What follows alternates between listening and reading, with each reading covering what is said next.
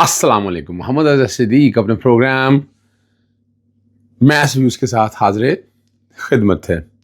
آپ کو پتہ ہے اس وقت اندرونی اور بیرونی جو طور پر بڑی تبدیلیاں رونما ہو رہی ہیں، اور جو نظام کو کمزور کرنے کے ساتھ ساتھ مذاق اڑانے کی باتیں بھی تو ہو رہی ہیں جناب. وہ جو باتیں ساری اب چل رہی ہیں اور اسٹیبلشمنٹ خدا معلوم اس کا وزن اپنے کندھوں پر کیوں ڈال رہی ہے.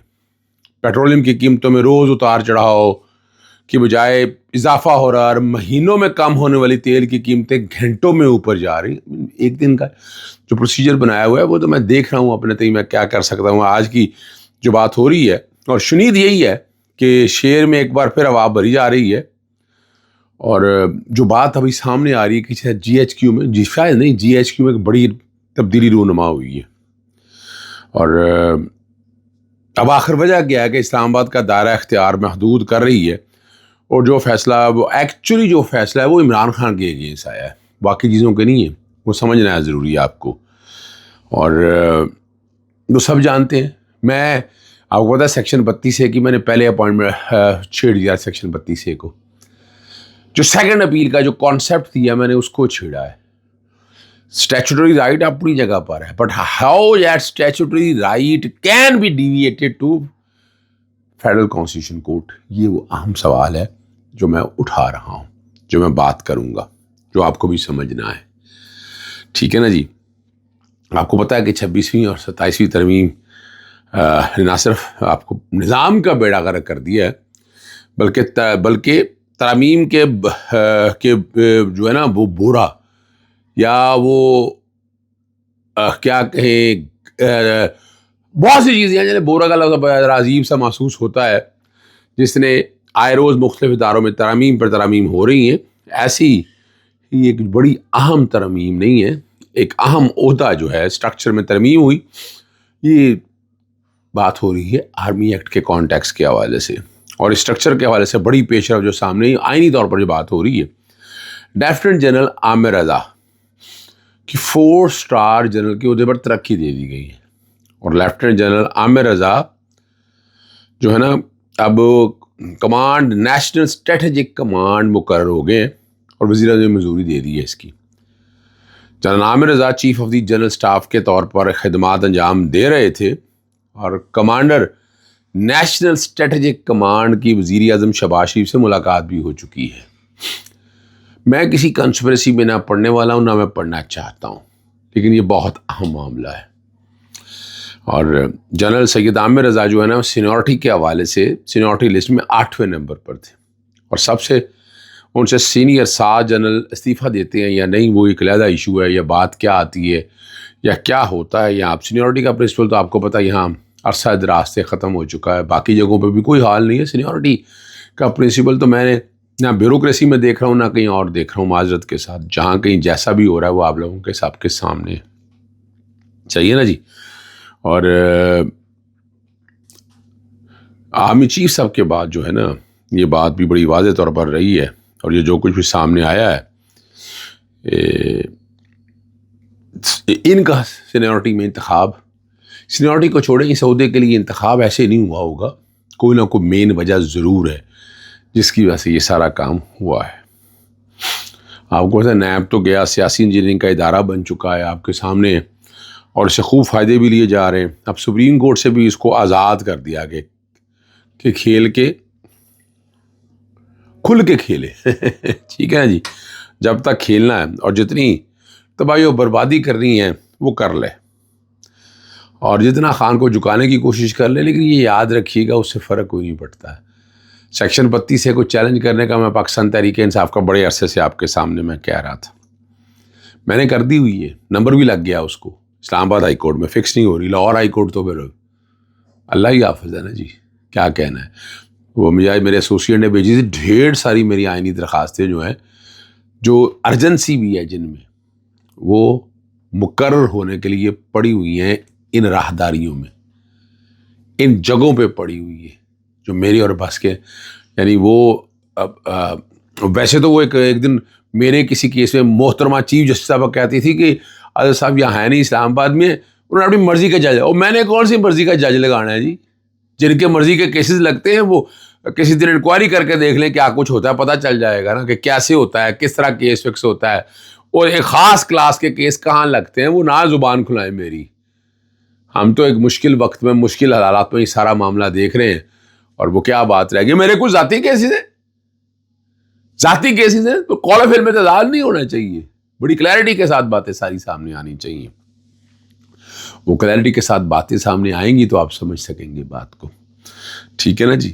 اور نیب مقدمہ سے ضمانتوں سے متعلق ہائی کورٹ کے فیصلے کے خلاف اپیلیں سننے کا اختیار جو ہے وہ وفاقی آئینی عدالت کا ہے، سپریم کورٹ کا نہیں. اس لیے سپریم کورٹ میں زیر التوا تمام نیب مقدمات کی اپیلیں فوری طور پر آئینی عدالت کو منتقل کی جائیں. سپریم کورٹ کے جسٹس محمد علی مظہر فبرائی میں 3 رکنی بینچ نے یہ فیصلہ کیا ہے. اب نیب مقدمات وفاقی آئینی عدالت کو منتقل کرنے کی پہلی قانون سازی اور اس پر سپریم کورٹ کا ٹھپا لگ جانا عمران خان کے لیے بڑی مشکل کھڑی ہو سکتی ہے. القادر ٹرسٹ کیس میں عمران خان کے لیے اب کوئی ریلیف ملتا بالکل دکھائی نہیں دیتا. سزا منتلی اور ضمانت پر رہائی کا معاملہ جو ہے وہ بظاہر دم توڑ گیا، اور مرکزی اپیلیں جو ہیں پہلے اسلام آباد ہائی کورٹ کے چیف جسٹس جناب سرفراز ڈوگر صاحب کے پاس ڈویژن بینچ سنے گا، اور وہ منظور ہونے کا نام نظریہ، حالانکہ کیس کوئی نہیں ہے. سسپینشن بھی اپنی جگہ پر ویسے کی ویسی پڑی ہوئی ہے، اور اگر وہاں سے مسترد ہوتی ہے تو یہ میں بڑے عرصے سے بات کر رہا ہوں، میں آج کی بات نہیں کر رہا. After a very very long time I am doing this, میں یہ آپ لوگوں کے سامنے لاتا ہوں. ٹھیک ہے، یہ آپ کو اندازہ ہو جانا چاہیے. جب وہ میل لگانے کا کیا تب بھی میں نے آپ کو 2 وجہ بتا دی کہ یا تو ہوگا اس کو الاؤ کریں گے، دوبارہ نیچے چلے جائے گا، ری ٹرائل شروع ہو جائے گا اور پھر لیٹ پڑ جائے گا. دوسرا ہے کہ اس کو مسترد کریں، اس کی اپیل جائے گی وفاقی آئینی عدالت میں، اور وفاقی عدالت میں آئین کی تشریح تو کرنی نہیں ہے، اور اس کو کسی بھی شکل میں جب دے دے گی تو ٹھپا لگ جائے گا اور آپ الٹیمیٹلی سزا یافتہ کے طور پر جانے جائیں گے. توشہ خانہ کو پتہ ریکارڈ پبلک کرنے کے حوالے سے میری بڑی جدوجہد ہے. اب وہ کہانی یہ بتانی ہے کہ اس کے بعد یہ ہوا کہ سب بندے کے پتر بن گئے. ٹھیک ہے نا جی. اور اس میں جن ججز نے کام کیا، جس میں کوشش کی ہم نے تو اپنے طور پر بہتر کرنے کی کوشش کی. ساری زندگی عمران خان کو گڑی کا تانا دینے والے حقیقت میں اب سیاہی منہ پر ملے ہوئے ہیں نا. اگر دیکھا جائے کابینہ ڈویژن نے اپریل تک جون 2026 یہ بھی ہائی کورٹ کے حکم کی وجہ سے ہو رہا ہے، جس کے مطابق شہباز شریف وزیر اعظم، نائب وزیر اعظم اسحاق ڈار سمیت اعلیٰ حکومتی شخصیات کا مجموعی طور پر 21 تحائف موصول ہوئے. وزیر اعظم کو وہ شوگر باؤل ہے، قیمتی قلم ہے، مسجد نبی صلی اللہ علیہ وسلم کا ماڈل ہے، چینی خلائی اسٹیشن کا ماڈل ہے، گھڑی ہے، شیلڈ ہے، کپ ہے، اور ٹائی بطور تحفہ دیا گیا. اور اس طرح دستاویز کے مطابق وزیر اعظم نائب وزیر اعظم ڈار کو چینی بیلٹ، مصری اسٹیچوٹ کا ماڈل اور کف لنکس تحفے میں ملے. اور کابینہ ڈویژن نے کہا کہ وزیر اعظم، نائب وزیر اعظم تمام تحفے جو ہیں نا وہ توشہ خانہ میں جمع کرا دیں، جبکہ ان کے مالیت کی تخمینہ لگایا جا رہا ہے.